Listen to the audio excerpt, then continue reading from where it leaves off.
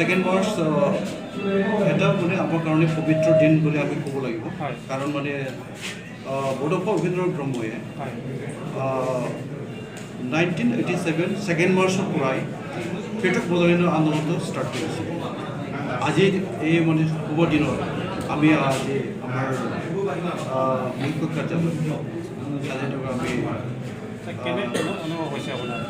বহুত মানে ভাল লাগিছে কাৰণ আমাৰ ইয়াৰ হেডকোৱাৰ্টাৰৰ কাৰণে আমি যিটো কাৰ্যসূচী আজি দিনত লৈছিলোঁ ইতিমধ্যে আমি দুৱাৰ মুকলি কৰাই হ'ল ভাল লাগিছে আৰু ইয়াৰ মানে আমি ক'ব লাগিব ইয়াৰ ছাকচেছৰ মানে আৰু কোনে কোনে কেনেকৈ অৰিহণা দিছে বুলি যদি কয় সমগ্ৰ বড়ো ৰাইজে মানে BTC বাহিৰত মানে যিমান বড়ো ৰাইজ আছে বড়ো জাতীয় সংগঠন আছে সকলোকে আমি ধন্যবাদ জ্ঞাপন কৰিব লাগিব কাৰণ সিহঁতৰ সহযোগিতা অবিহনে এইটো সম্ভৱ নহ'লেহেঁতেন তাৰপিছত চৰকাৰী যিবোৰ মানে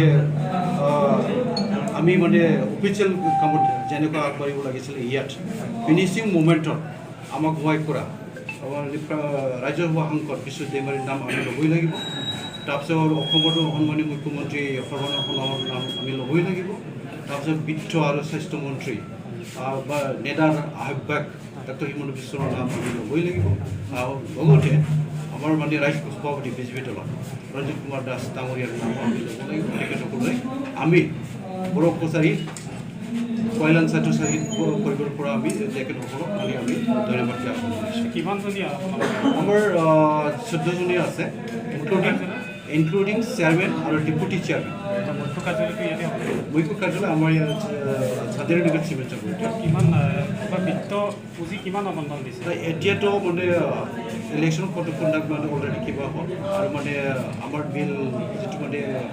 আমি পাছ কৰিছিলোঁ তাৰপিছত যিটো মানে বৰ্ড অফ একাউণ্ট অলৰেডি হৈ গ'ল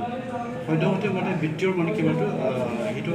বাজেটত মানে ইলেকশ্যন ধৰিব কিন্তু সদ্যহতে মানে কালি হাতত মানে আমি বহিছোঁ বুলি ক'লে বেয়া নহয় 10 লক্ষ বড়ো জনসাধাৰণৰ সমস্যা যিবোৰ আছিল সেইবোৰ সমাধানৰ কাৰণে আপুনি কাক কি কি সমস্যা আপুনি প্ৰায়ৰিটি দিব নাই একচুৱেলি আমিতো মানে বেটিয়েদি বাহিৰত যিমান বড়ো জনগণো আছে আৰু মানে আজি 22 জুলাই অলকাধিক মানে বেছি মানে বড়ো জনগণ আমাৰ আশা আকাংক্ষা যিটো আছিল এইটো মানে আমিও হয় সেইটো কাৰণে আমিও মানে বিচাৰিছিলোঁ আমিও ইয়াত মানে কাম কৰিছিলোঁ বা সংগ্ৰামত আমিও ভাগ লৈছিলোঁ কিন্তু বাস্তৱত আমি দেখিবলৈ পালোঁ BSc একৰ্ড হৈ গ'ল BTC একৰ্ড হৈ গ'ল আৰু ক'ভিড দিনা বেছি দিন হোৱা নাই 2020 তাৰপিছত 27 জানুৱাৰী ইয়াত মানে থাৰ্ড বৰ্ড একৰ্ড আমাক মানে সামৰি ল'ব পৰা নাই সন্তোষ চদিয়া মানে আজিৰ দিনত পৃথক বড়ো ৰাজ্যক মানে পাবলৈ বা মানে গঠন কৰাটো আজি মানে প্ৰেক্ষাপটত মানে এইটো সম্ভৱ নহয় সেইকাৰণে আমি ইউনাইটেড বড়ো অৰ্গেনাইজেশ্যনৰ হৈ আমি 2014 চনৰ পৰা কাম কৰি আহিছিলোঁ BTC বাহিৰত বড়ো ৰাইজৰ কাৰণে ভাষা আমাৰ কলা সংস্কৃতি বা আৰ্থিক দিশত সামাজিক দিশত ৰাজনৈতিক দিশত আপৰি ছেকশ্যন মানে য'ত য'ত আমাৰ বড়ো মানুহ আছে বড়ো সকলৰ কাৰণে কিবা এটা ভাল কাম কৰিব পাৰি নেকি এইটো উদ্দেশ্যলৈ আমি কাম কৰি আহিছিলোঁ নিশ্চয় অদূৰ ভৱিষ্যতত আমি ভাল কাম কৰিব পাৰিম বুলি আমাৰ আশা আছে কোনটো সমস্যা আপুনি প্ৰায়ৰিটি দিব আমি প্ৰায়ৰিটি হিচাপত আমি ক'ব লাগে শিক্ষাটো আমাৰ অতিকৈ মানে প্ৰয়োজন আছে শিক্ষা যিটো মানে BTC বাহিৰত আজিৰ দিনৰ চৰকাৰী যিটো মানে আমাৰ মানে বড়ো মিডিয়ামৰ কাৰণে যি মানে টিচাৰ এপইণ্টমেণ্ট বা আমাৰ মানে যিবোৰ মানে আন্তঃগাঁথনি এডুকেশ্যন ডিপাৰ্টমেণ্টত সেইবোৰ মানে যেনেকুৱা পাব লাগিছিল সেইটো মানে পাবলৈ সক্ষম হোৱা নাই আমি নিশ্চয় চৰকাৰৰ লগত থাকি মানে ঠিক কৰি তাৰপিছত আমি এগ্ৰিকালচাৰ ছেক্টৰ কমিউনিকেশ্যন ছেক্টৰ আমাৰ সাংস্কৃতিক দিশত আমি পৰ্যায়ক্ৰমে তাৰপিছত এটা ভালকৈ মানে মেকানিজম বনাই পিনি আমি আমাৰ ফালৰ পৰা শুভেচ্ছা থাকিব থেংক ইউ শুভেচ্ছা